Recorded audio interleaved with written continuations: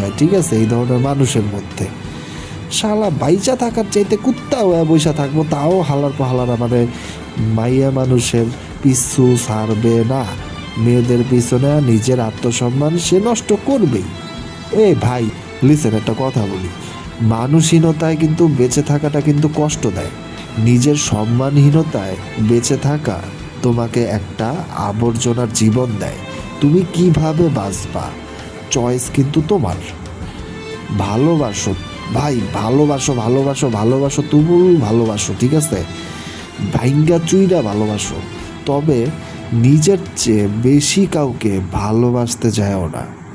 ভালোবাসো, তুমুল ভালোবাসো, ভেঙে চুরে ভালোবাসো, পাগলের মতো ভালোবাসো, তবে নিজের চেয়ে বেশি কাউকে ভালোবাসতে যেও না।